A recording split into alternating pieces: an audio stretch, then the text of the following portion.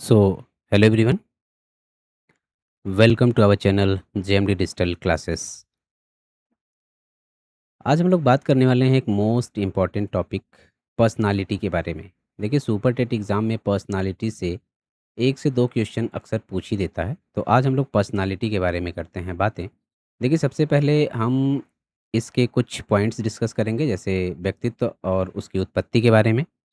फिर पर्सनालिटी के क्लासिफिकेशन यानी कि व्यक्तित्व के वर्गीकरण की बात करेंगे। फिर कुछ प्रोजेक्टिव मेथड्स की बात करेंगे। उसके बाद इससे जुड़े सारे सवाल सॉल्व किए जाएंगे। टोटल नंबर ऑफ़ क्वेश्चन है 19। तो 19 सवाल और कुछ उससे संबंधित महत्वपूर्ण फैक्ट भी देखने हैं। तो देखिए शुरू करते हैं और सबसे पहले हम लोग बात करते हैं व्यक्तित्व यानी कि पर्सनालिटी की। पर्सनालिटी की अगर बात की जाए ना, तो ये लैटिन भाषा का एक शब्द है पर्सोना। इसी पर्सोना से बना हुआ है शब्द पर्सनालिटी। और इस पर्सोना का मतलब होता है नकाब या फिर मुखौटा। तो पर्सनालिटी किस शब्द से बना है? पर्सोना। और पर्सोना लैटिन भाषा का शब्द है जिसका अर्थ होता है नकाब या मुखौटा। पर्सनालिटी की एक परिभाषा है जो आलपोर्ट के द्वारा दी गई है, काफ़ी महत्वपूर्ण है।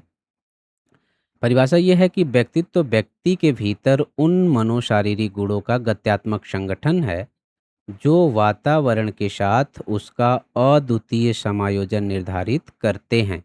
ये परिभाषा याद रखिएगा, आलपोर्ट की परिभाषा है और काफ़ी इम्पोर्टेंट है। व्यक्तित्व के वर्गीकरण की अगर बात की जाए, क्लासिफिकेशन ऑफ पर्सनालिटी, तो सबसे पहले नाम आता है युंग का। युंग के बारे में आप लोगों ने पढ़ा ही होगा। इन्होंने मनोवैज्ञानिक आधार पर व्यक्तित्व का वर्गीकरण किया और व्यक्तित्व को तीन भागों में बांटा है। पहला अंतर्मुखी, दूसरा बहिर्मुखी और तीसरा उभयामुखी। यानी इंट्रोवर्ट, एक्सट्रोवर्ट और एम्बीवर्ट, तीन भागों में बांटा है व्यक्तित्व को। किसने? युंग महोदय ने बांटा है। क्रेशमर की अगर बात करें, तो क्रेशमर ने शारीरिक रचना के आधार पर व्यक्तित्व का विभाजन किया है। इसमें इन्होंने लंबकाय, सुडौलकाय और गोलकाय, साथ ही साथ मिश्रित भी बताया है, लेकिन लंबकाय, गोलकाय और सुडौलकाय जो है इनका काफ़ी इंपॉर्टेंट रहता है। नेक्स्ट आ जाएंगे सेल्डन। सेल्डन ने गोलाकार, आयताकार और लंबाकार में पर्सनालिटी को बांटने की कोशिश की है, व्यक्तित्व का वर्गीकरण किया है। स्पेंजर, देखिए इसमें युंग और स्पेंजर दो मोस्ट इंपॉर्टेंट हैं। स्पेंजर के बारे में बात करें तो इन्होंने समाज शास्त्रीय मूल्य धार आधार पर जो है समाज शास्त्रीय मूल्य के आधार पर व्यक्तित्व का विभाजन किया है और छह भागों में इन्होंने बांटा है। किसने? स्पेंजर ने। कौन कौन से? सैद्धांतिक, आर्थिक, उसके साथ ही साथ सामाजिक, राजनीतिक, धार्मिक और कलात्मक, छह भागों में व्यक्तित्व को बांटने का काम किया है स्पेंजर ने, समाज शास्त्रीय मूल्य के आधार पे। ठीक है। अब हम कुछ प्रोजेक्टिव टेक्निक्स की बात कर लेंगे, व्यक्तित्व मापन की कुछ प्रक्षेपी विधियों की बात कर लेंगे। सबसे पहले टीएटी परीक्षण की बात अगर करें, टीएटी परीक्षण, जिसको थेमेटिक एप्रिसिपेशन टेस्ट कहा जाता है, यानी कि प्रासंगिक अंतर्बोध परीक्षण, 1935 1935 में मार्गन और मूरे के द्वारा इसकी खोज की गई थी। कैट परीक्षण की बात करें, जिसको चिल्ड्रन एप्रिसिपेशन टेस्ट कहा जाता है, 1948 में लियोपोल्ड बेकल के द्वारा इसकी खोज की गई थी। आईबीटी परीक्षण, जिसको रोरसा स्याही धब्बा परीक्षण या फिर इंकबॉट टेस्ट कहा जाता है, हरमन रोरसा ने इसकी खोज किया था 1921 में। और एससीटी परीक्षण, जिसको सेंटेंस कंप्लीटेशन टेस्ट कहा जाता है, 1930 में इसकी खोज की गई थी पाइन एंड टेंडलर के द्वारा। पाइन एंड टेंडलर के द्वारा 1913 में इसकी खोज की गई थी। तो ये कुछ प्रोजेक्टिव टेक्निक्स हैं जो व्यक्तित्व के मापन से संबंधित हैं, व्यक्तित्व के मापन से जुड़ी हुई हैं। अब हम लोग सीधा क्वेश्चन पे आते हैं। पहला क्वेश्चन हमारा ये है कि पर्सोना जो है, पहला क्वेश्चन क्या कह रहा है? पर्सोना शब्द किस भाषा से लिया गया है और इसका अर्थ क्या होता है? पर्सोना शब्द किस भाषा से लिया गया है? ग्रीक, लैटिन, फ्रेंच या फिर जर्मन? बताइए। तो देखिए पर्सोना की अगर बात करें तो पर्सोना शब्द हमने पढ़ा, ये लैटिन भाषा का शब्द है और इसका अर्थ होता है नकाब या मुखौटा। देखिए प्राचीन काल में जब यूनान में नाटककार मंच पे जाता था, तो ये एक प्रकार का मुखौटा लगाता था और उसी मुखौटे को पर्सोना कहा जाता है। और उस पर्सोना शब्द से एक शब्द निकल के आया जिसे पर्सनालिटी कहते हैं। तो पर्सोना जो है ये लैटिन भाषा का शब्द है जिसका अर्थ होता है नकाब या मुखौटा। नेक्स्ट है व्यक्तित्व की एक परिभाषा है कि व्यक्तित्व व्यक्ति के भीतर उन मनोशारीरिक गुणों का गत्यात्मक संगठन है जो वातावरण के साथ उसका अद्वितीय समायोजन निर्धारित करता है। यह परिभाषा किसने दी है? वॉटसन ने दी है, वुडवर्थ ने दी है, जी.डब्ल्यू. आलपोर्ट ने दी है या फिर स्किनर ने दी है? किसकी है ये परिभाषा?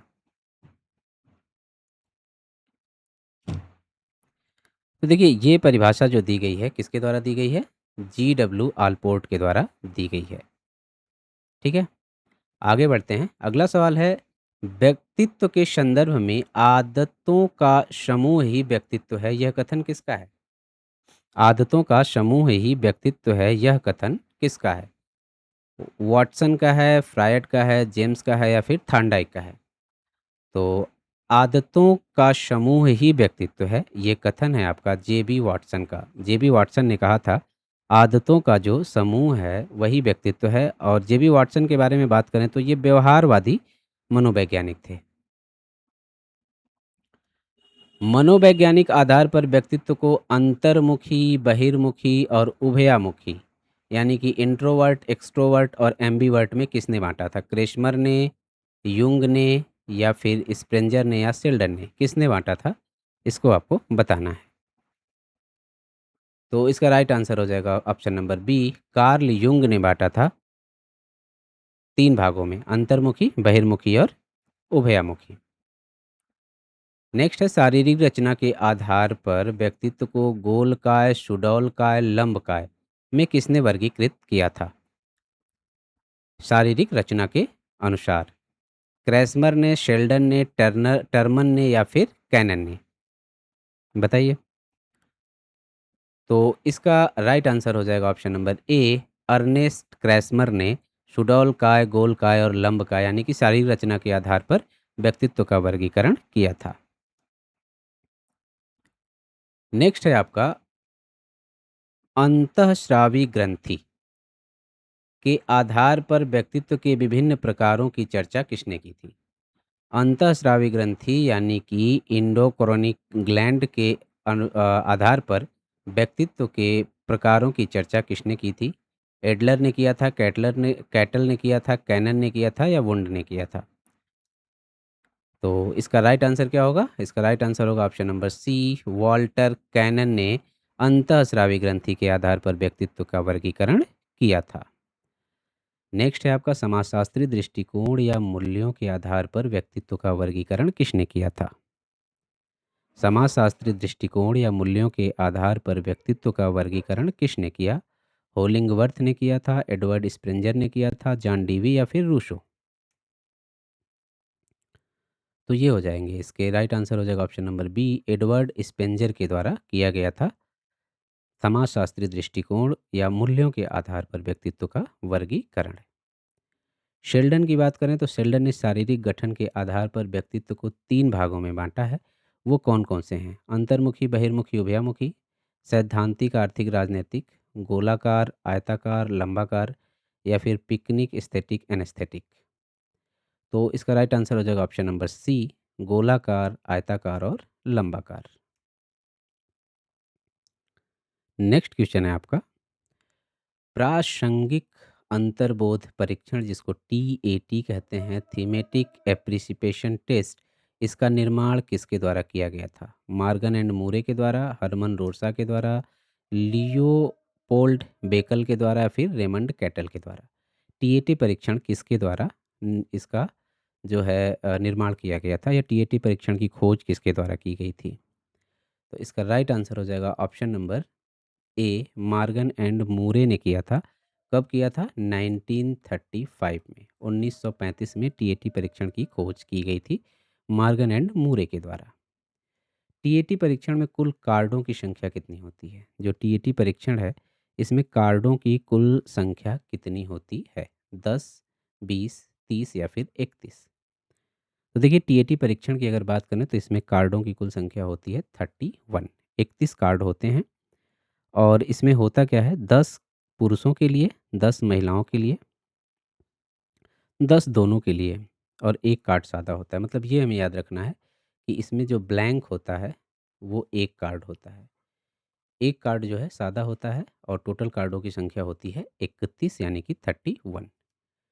नेक्स्ट है आपका 16 पीएफ यानी 16 पर्सनालिटी फैक्टर प्रश्नावली का निर्माण किसने किया था? गिलफोर्ड ने, रेमंड कैटल ने, अल्पोर्ट ने या थ्रस्टन ने? किसके द्वारा किया गया था? 16 पीएफ पर्सनालिटी फैक्टर यानी कि जो 16 पीएफ प्रश्नावली है, उसका निर्माण किसके द्वारा किया गया था? तो ये किया गया था आपका रेमंड कैटल के द्वारा। रेमंड कैटल ने 16 पीएफ पर्सनालिटी फैक्टर प्रश्नावली का निर्माण किया था। रोरसा स्याही धब्बा परीक्षण, जिसको रोरसा इंक ब्लॉट टेस्ट कहते हैं, का प्रयोग मुख्य रूप से किसके मापन में किया जाता है? बुद्धि, अचेतन या व्यक्तित्व, अभिक्षमता या रचनात्मकता? तो रोरसा का जो स्याही धब्बा परीक्षण है, इसका उपयोग किया जाता है व्यक्तित्व के मापन में। ठीक है। रोरसा का स्याही धब्बा परीक्षण किसके मापन में उपयोग किया जाता है? व्यक्तित्व के मापन में उपयोग किया जाता है। रोरसा स्याही धब्बा परीक्षण में कितने कार्डों का इस्तेमाल होता है? इस परीक्षण में कितने कार्डों का इस्तेमाल होता है? 10 कार्ड, 15, 20 या फिर 31? तो देखिए, रोरसा के स्याही धब्बा परीक्षण में टोटल कार्डों की संख्या जो होती है वो होती है 10। 10 कार्ड इस्तेमाल किए जाते हैं। 5 काले सफ़ेद होते हैं, 2 काले लाल होते हैं और 3 मल्टी कलर होते हैं।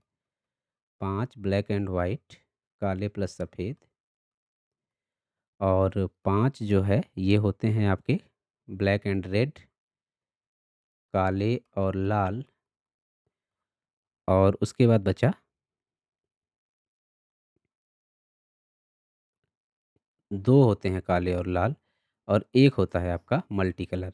तो 3 मल्टी कलर होते हैं, सॉरी। तो यही पूछा जाता है कि कितने मल्टी कलर कार्डों का इस्तेमाल होता है? तो मल्टी कलर कार्डों की इस्तेमाल होता है 3, और टोटल कार्डों की संख्या होती है 10। बाल अंतर्बोध परीक्षण, जिसको सीएटी कहते हैं, इसका निर्माण किसने किया था? मार्गन ने, मूरे ने, लियोपोल्ड बेकल ने या क्रिश ने, अर्नेस्ट क्रिश ने किया था? तो इसका निर्माण किसके द्वारा किया गया था? इसका निर्माण, सीएटी परीक्षण का निर्माण किया गया था लियोपोल्ड बेकल के द्वारा। लियोपोल्ड बेकल ने कब किया था इसका निर्माण? 1948 यानी कि 1948 में इसका निर्माण किया गया था लियोपोल्ड बेकल के द्वारा। सीएटी सीएटी परीक्षण जो है मुख्य रूप से किस आयु वर्ग के बच्चों के लिए उपयोगी है? 1 से 5, 3 से 10, 15 11 से 15 या फिर 15 से 18? तो देखिए, सीएटी परीक्षण की अगर बात करें तो ये 3 से 10 साल के बच्चों के लिए उपयोगी होता है। ऑप्शन नंबर बी सही हो जाएगा। सीएसटी यानी कि वाक्य पूर्ति परीक्षण, सेंटेंस कंप्लीटेंस टेस्ट की अगर बात करें, या फिर स्वतंत्र शब्द साहचर्य परीक्षण, व्यक्तित्व मापन की कौन सी विधि है? सब्जेक्टिव है, ऑब्जेक्टिव है, प्रोजेक्टिव है, या फिर इनमें से कोई नहीं? तो ये हो जाएगी आपकी प्रक्षेपी विधियां या प्रोजेक्टिव मेथड्स के अंतर्गत आता है। नेक्स्ट है आपका ईड, ईगो, सुपर ईगो के आधार पर व्यक्तित्व की व्याख्या किसने की है? कार्ल युंग ने, अल्फ्रेड एडलर ने, एरिक एरिक्सन ने, सिगमंड फ्रायड ने? देखिए, ईड, ईगो, सुपर ईगो के आधार पर व्यक्तित्व के वर्गीकरण की अगर बात करें तो ये किया गया है किसके द्वारा? सिगमंड फ्रायड के द्वारा। सिगमंड फ्रायड ने ईड, ईगो और सुपर ईगो के आधार पर व्यक्तित्व का वर्गीकरण किया है। नेक्स्ट अगर बात करें तो कह रहा है कि सिगमंड फ्रायड के अनुसार व्यक्तित्व का कौन सा हिस्सा पूरी तरह सुखवादी सिद्धांत यानी कि प्लेजर प्रिंसिपल पर काम करता है? अहम, इदम, परा अहम या फिर लिबिडो? कौन सा है जो प्लेजर प्रिंसिपल पर काम करता है? तो ये हो जाएगा आपका इड। जो इड है ये प्लेजर प्रिंसिपल पे काम करता है, सुखवादी सिद्धांत पे कार्य करता है। नेक्स्ट है व्यक्तित्व का वह अंश जो नैतिकता और आदर्शों यानी कि मॉरल वैल्यूज़ द्वारा संचालित होता है, क्या कहलाता है?